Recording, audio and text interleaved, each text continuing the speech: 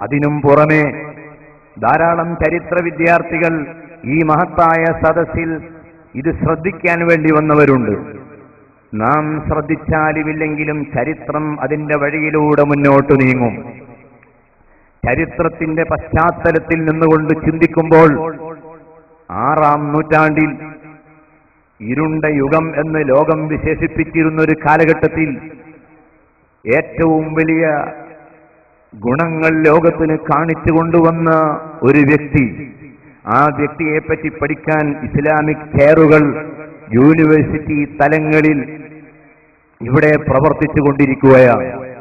മാത്രവുമല്ല, ഒരു വ്യക്തിയെപ്പറ്റി പഠിക്കാൻ ആഗ്രഹിക്കുന്നവർ ആ വ്യക്തിയുടെ ജനനം എവിടെ എന്ന് അന്വേഷിക്കുമ്പോൾ, ജീവിതത്തിന്റെ വിശദമായ രൂപം എന്തായിരുന്നുവെന്ന് അന്വേഷിക്കുമ്പോൾ, ആ നേതാവിന്റെ സന്ദേശം എന്താണെന്ന് പഠിക്കാൻ ആഗ്രഹിക്കുമ്പോൾ അതിന് വ്യക്തമായ ഉത്തരം ചരിത്രത്തിൽ നിന്ന് ലഭിക്കും എന്ന് പറയുമ്പോൾ അതാണ് ഹബീബായ റസൂലുള്ളാഹി സ്വല്ലല്ലാഹു അലൈഹി വസല്ലമയുടെ പ്രത്യേകത.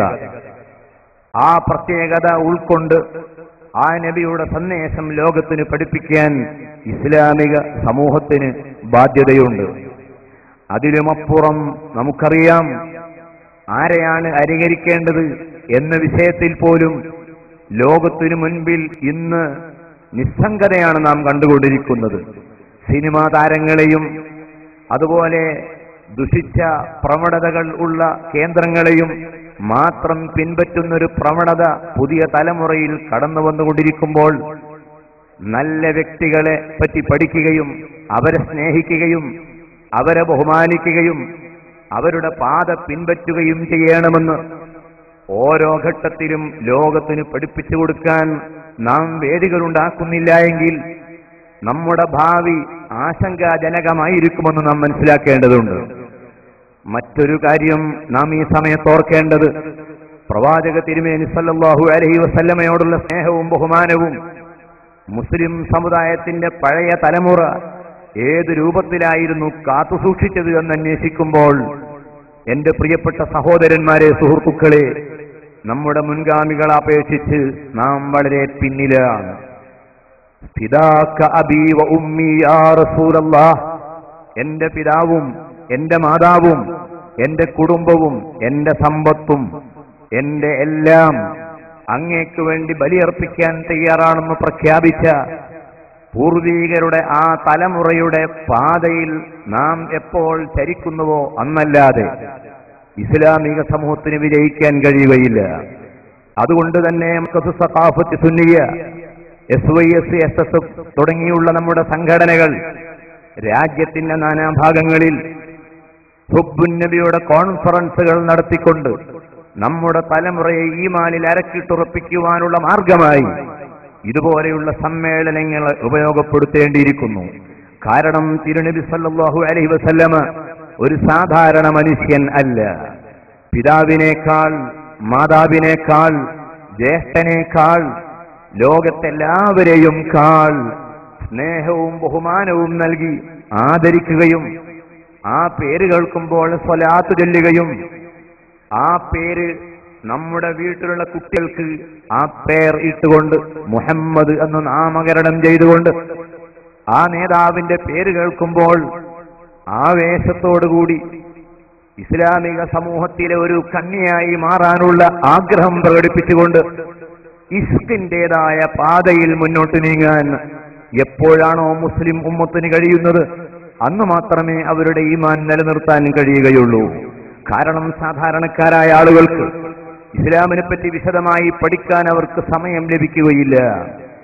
ദുർഘടഘട്ടങ്ങളിൽ, പ്രതിസന്ധി ഉണ്ടാകുന്ന സന്ദർഭങ്ങളിൽ, തെറ്റും ശരിയും വ്യക്തമാകാൻ പ്രയാസപ്പെടുന്ന ഘട്ടങ്ങളിൽ ഒരു മുസ്ലിമിന്റെ മുന്നിലുള്ള ഒരേ ഒരു രക്ഷമാർഗം ഹബീബ് റസൂലുള്ളാഹി സ്വല്ലല്ലാഹു അലൈഹി വസല്ലമയുടെ മഹബ്ബത്താണ്. ആ മഹബ്ബത്തുള്ള മനുഷ്യനെ തെറ്റിക്കാൻ പിശാചിന് കഴിയുകയില്ല. ആ നേതാവിനെ പ്രേമിക്കുന്ന ഒരു വിശ്വാസിയെ തകർക്കാൻ ആർക്കും കഴിയുകയില്ല. ഈ കേരളത്തിന്റെ, ഇന്ത്യയുടെ ചരിത്രത്തിൽ അഹ്ലുസുന്നത്തി വൽ ജമാഅത്തിന്റെ വിജയത്തിന്റെ യഥാർത്ഥമായ കാരണം ഹുബ്ബുർ റസൂൽ എന്ന് പറയുന്ന സമസ്യ മാത്രമാണ്.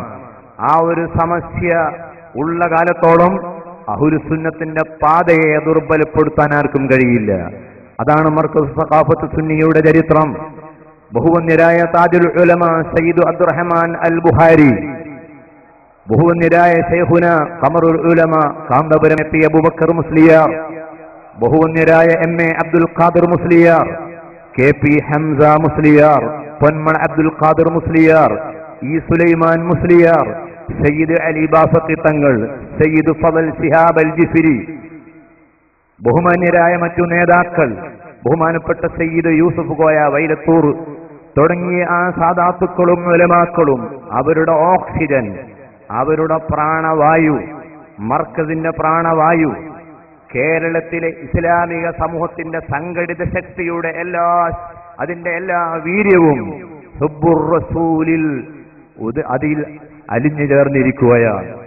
ആ ഒരു സ്നേഹമില്ലെങ്കിൽ നമുക്ക് ശക്തിയില്ല. അതുകൊണ്ട് തന്നെ കേരളത്തിലെ വിവിധ മതസ്ഥാപനങ്ങളുടെ സമ്മേളനങ്ങൾ നടന്ന് അല്പമൊന്ന് ക്ഷീണിച്ച ഈ ഘട്ടത്തിൽ ഹുബ്ബുർ റസൂലിന്റെ ഈ സമ്മേളനം ഇവിടെ വിജയിക്കുമോ? ആ വിഷയത്തെ സംബന്ധിച്ച് ബഹുമാനപ്പെട്ട ശൈഖുന ഉസ്താദിനോട് നമ്മളൊക്കെ എന്തെങ്കിലും പറഞ്ഞാൽ ഉസ്താദിന്റെ പ്രതികരണം എല്ലാറ്റിനേക്കാൾ വിജയിക്കേണ്ടത്, മർക്കസിന്റെ സമ്മേളനത്തെക്കാൾ വിജയിക്കേണ്ടത് മീലാദ് കോൺഫറൻസ് ആണ്. ഇതിനേക്കാൾ അപ്പുറം നമുക്കൊന്നില്ല. റിയാദിന്റെ ജയിലറയിൽ കഴിഞ്ഞപ്പോൾ അവിടെയും രക്ഷയുടെ മാർഗമായി ഉസ്താദിന്റെ മുൻപിലുണ്ടായിരുന്നത് റസൂലുള്ളാഹി സ്വല്ലല്ലാഹു അലൈഹി വസല്ലമയുടെ മദ്ഹാണ്. ആ ഒരു മദ്ഹിന്റെ വരിയിലൂടെയല്ലാതെ മുസ്ലിമീങ്ങൾക്ക് ഈമാൻ കാത്തു സൂക്ഷിക്കാൻ കഴിയുകയില്ല. സ്വഹാബത്ത് ഉൾക്കൊണ്ട ഈ വിചാരത്തിന്റേതായ മാർഗത്തിൽ ഉറച്ചു നിന്നുകൊണ്ട് മുസ്ലിം സമുദായം ആ ഹുബ്ബിന്റെ കൊടികൾ ഏറ്റെടുക്കുക. അവിടെ മക്കത്തുൽ മുക്കറമയിൽ നിന്ന്, മദീന മുനവ്വറയിൽ നിന്ന് നമ്മുടെ പതാക അവിടെ നിന്ന് കൊണ്ടുവന്ന് കുണ്ടൂർ ഉസ്താദിന്റെ സമീപത്ത് കൊണ്ടുപോയി ആ പതാകയാണ് ഈ സമ്മേളനത്തിന്റെ ഗ്രൗണ്ടിൽ ഇവിടെ പറന്നുകൊണ്ടിരിക്കുന്നത്. നിശ്ചയമായും അഹ്ലുസുന്നത്തി വൽ ജമാഅത്തിന്റെ വേദിയിലെ ഏറ്റവും വലിയ നാഴികക്കല്ലുകളായി ഈ സമ്മേളനങ്ങളെ പടച്ചവൻ കബൂലാക്കട്ടെ എന്ന് പ്രാർത്ഥിച്ചുകൊണ്ട് ഈ പരിപാടിയിൽ സംബന്ധിച്ച സയ്യിദുമാർക്കും ഉലമാക്കൾക്കും നേതാക്കൾക്കും പൊതുജനങ്ങൾക്കും മുസ്ലിം സഹോദരന്മാർക്ക് മാത്രമല്ല മറ്റെല്ലാ സമുദായത്തിലെ എല്ലാവർക്കും ഹൃദയംഗമമായ സന്തോഷങ്ങളും സ്വാഗതങ്ങളും അറിയിക്കുന്നതോടൊപ്പം ഇത് സംഘടിപ്പിച്ച മർക്കദു സഖാഫത്തി സുന്നിയയുടെ ഭാരവാഹികൾക്കും പ്രവർത്തകർക്കും ഇതിന് സഹായിക്കുന്ന എല്ലാവർക്കും വേണ്ടി ഈ സദസ്സിലുള്ള എല്ലാവരും ദുആ ചെയ്യണമെന്ന് അഭ്യർത്ഥിച്ച് സ്വാഗത ഭാഷണം അവസാനിപ്പിക്കുകയാണ്. ഞാൻ എന്റെ വാക്കുകൾ നിർത്തുന്നു. വആഖിറു ദഅവാനാ അനിൽ ഹംദുലില്ലാഹി റബ്ബിൽ ആലമീൻ.